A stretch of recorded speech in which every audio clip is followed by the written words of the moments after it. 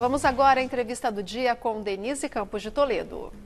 E vamos falar agora sobre algumas das principais pautas do governo no Congresso. A reforma da Previdência, que passou hoje na Comissão Especial da Câmara, pacote anticrime, decretos sobre as armas. Eu converso com o senador Major Olímpio, do PSL de São Paulo. Senador, boa noite. Boa noite, Denise. É um prazer estar aqui. Vamos falar primeiro da reforma da Previdência. Passou na comissão, nós ainda temos alguns destaques. A expectativa é que possa ser votado, talvez, antes do recesso na comissão especial. Eu queria saber o que o senhor espera dessa tramitação, se dá para chegar no Senado logo depois do recesso. A sua expectativa é boa? Eu gostaria que nem tivesse o recesso. Estou fazendo um esforço. Ainda tenho muita esperança, porque o artigo 64 da Constituição, ele diz, ou por convocação do presidente, ou por votação de maioria absoluta nas duas casas, havendo a necessidade pública, pode-se suspender o decreto.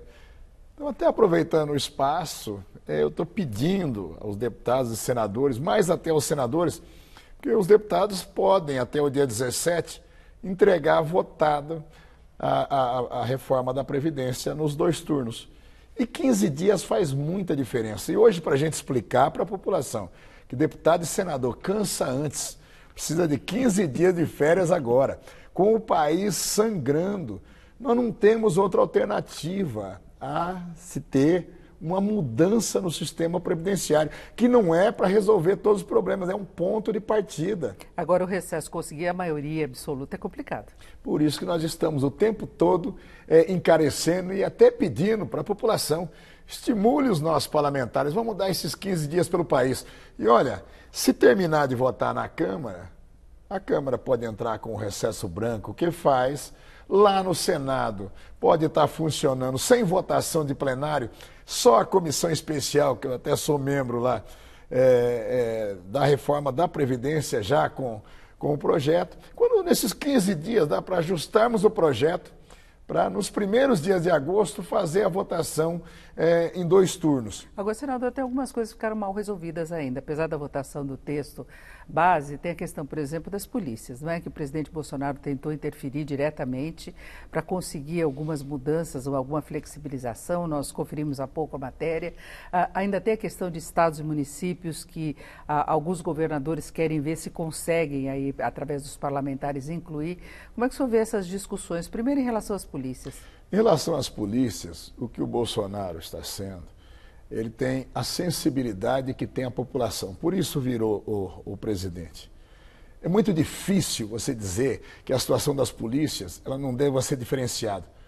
Que o policial, quando ele morre ali, ele toma um monte de tiros. Semana passada eu fui em 2 velórios aqui em São Paulo de policiais.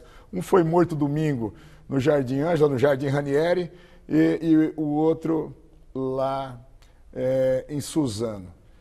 Você dizer que a viúva daquele policial, ela não tem a integralidade da pensão, o que morreu no domingo tinha 7 filhos, tomou um tiro, se esvaiu, morreu se esvaiu, perdeu todo o sangue, com uma bandeira de São Paulo, uma bandeira do Brasil, um uniforme dizendo, eu sou um defensor da sociedade, igual a ele, 540 no ano passado. Tá? Então, quando está se buscando essa simetria, por exemplo, com as Forças Armadas, você pega na fronteira, tem um profissional das Forças Armadas de serviço, tem ali ao lado dele um policial federal. E nós já tivemos essa situação dos 2 serem executados que estão defendendo as fronteiras do Brasil. Para um nós dizemos, olha, você tem o estatuto militar, a pensão da sua viúva é integral. Mas aí o problema é a condição do militar. Mas é o que eu estou dizendo, dentro do contexto, 540 policiais, entre policiais federais, policiais rodoviários federais, policiais civis e militares e guardas municipais foram executados no Brasil. É o país onde mais se mata policial no mundo. Não tem país onde tenha guerras externas ou conflitos, revoluções internas, onde se executam tantos policiais quanto no Brasil.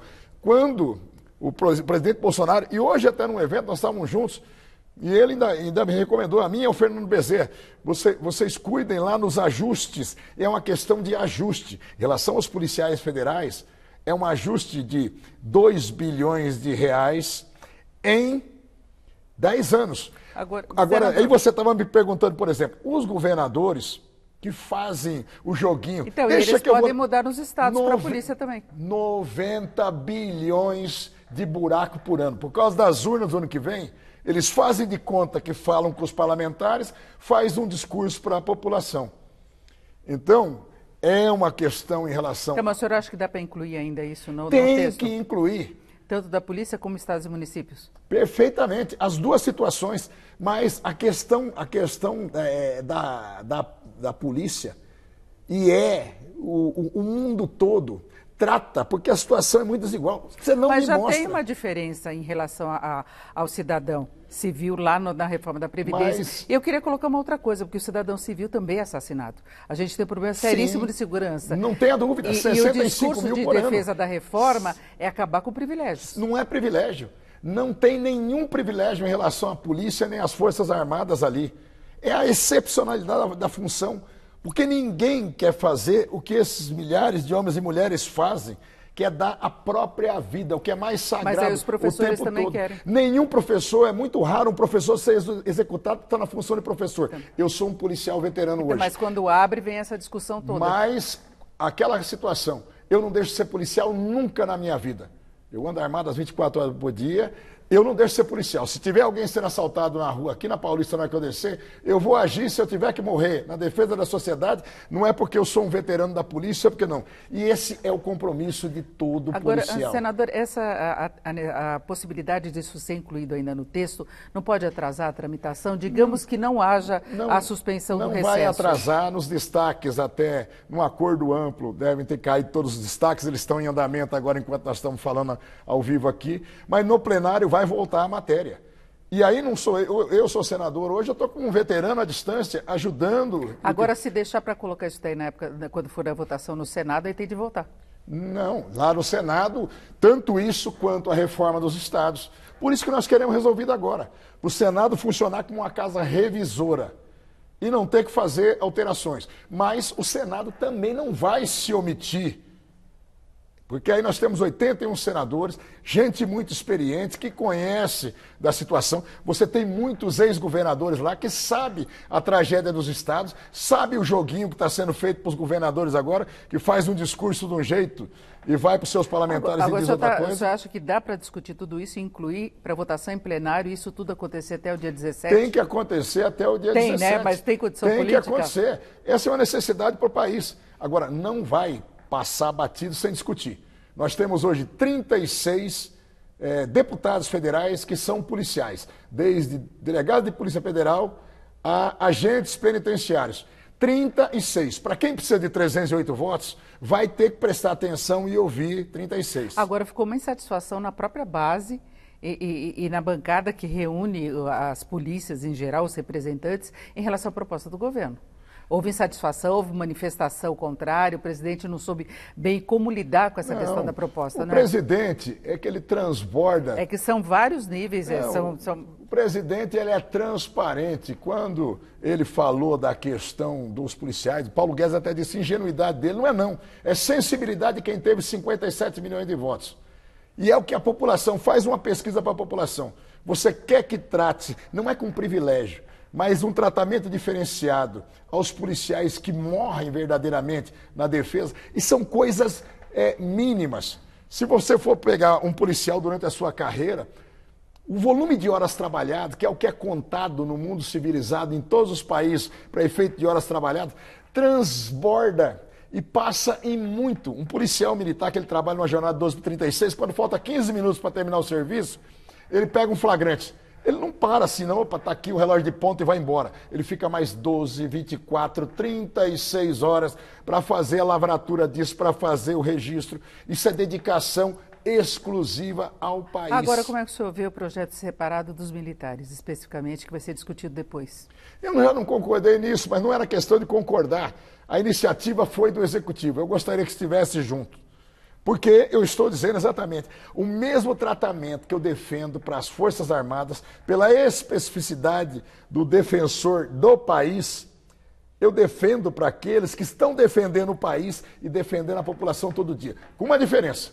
Veja o número de militares das Forças Armadas que morrem efetivamente em confronto e você vê o número de policiais. Ambos têm que ter um tratamento diferenciado. E o custo para a sociedade não se trata de privilégio. O custo dentro disso aí, ele é muito pequeno. Então nós já avançamos em relação ao benefício da prestação continuada, estamos avançando com a aposentadoria da mulher no campo, do professor, da professora, nós vamos avançar. Agora, para fechar essa questão em relação à reforma da Previdência, não havendo essa alteração em relação às polícias, a base do PSL vota a favor? A base do PSL tem votado em todas as votações com o presidente. E qual era a orientação do presidente hoje? Em discurso dele, em 2 eventos, falando para mim após um desses discursos. Vamos buscar um tratamento que é digno aos nossos policiais. Mas não acontecendo, a base vota? A base vai seguir a orientação do presidente Jair Bolsonaro. O que ele mandar votar? O que ele mandar, nós vamos fazer. Agora, senador, até aproveitando o senhor falar dessa violência toda contra os policiais, e é fato, essas mortes todas, aí nós temos o decreto das armas, que o presidente retirou, porque estava inclusive na negociação, poderia atrapalhar a reforma da Previdência e foi derrotado no Senado, e agora nós temos a discussão de alterações da lei do desarmamento. Como é que o senhor está vendo o encaminhamento disso e mais gente armada?